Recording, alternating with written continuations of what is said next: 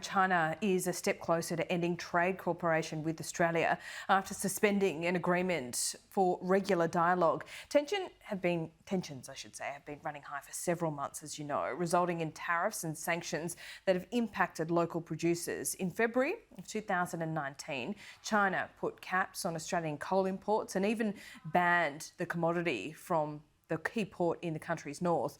15 months later, China targeted Australian barley. It halted beef imports from 4 of our largest processors.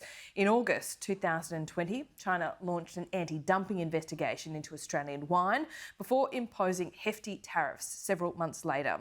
Joining us live now is the Australian Strategic Policy Institute National Security Director, Michael Shoebridge. Michael, thanks for your patience this morning. Appreciate it. I guess many of us would be sitting here asking, well, we've got a free trade agreement with China. What is the point of it? And is it at risk of being dumped altogether?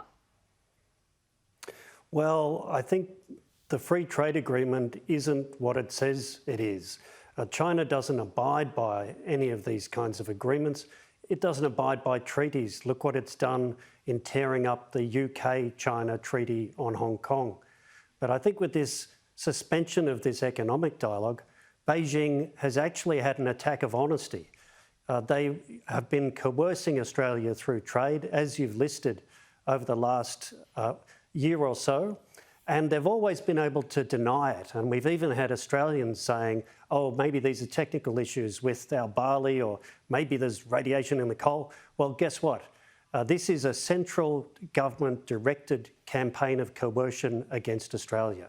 And the message is the business risk of the China market for Australian exporters is high. I think that is the clear message they're sending.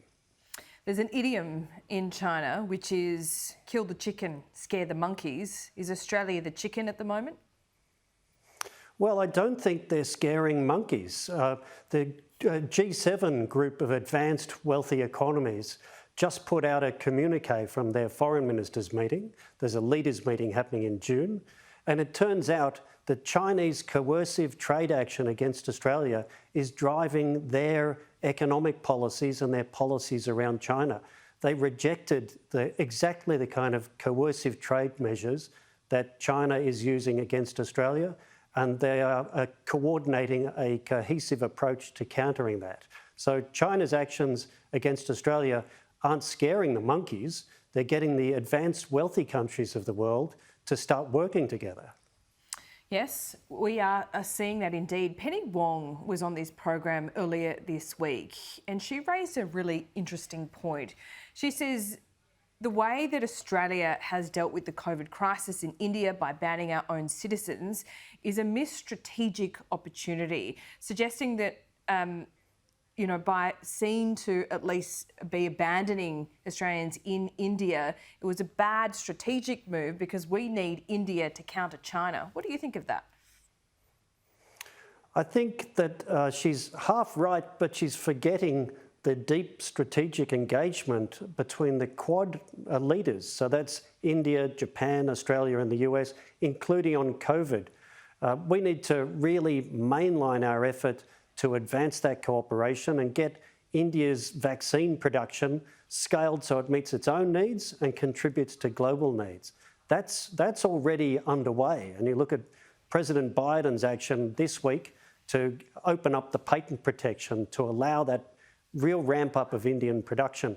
But we should be consistent and we should deepen our partnership in every way possible with India. Penny Wong's right about that. Indeed. Well, Michael Shoebridge, we are watching this story very closely indeed, as I'm sure you are. The drums of war, are they beating?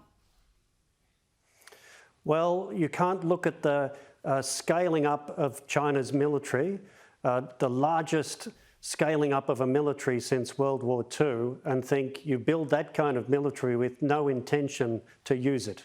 And we know that their priority is Taiwan, and we know the urgency of deterring China from using military force is growing. And again, that's causing the kind of reaction in the US partners and allies in our region and globally. Michael Shoebridge, a pleasure to talk to you about this this morning. It's complicated, but very important indeed. Thanks so much.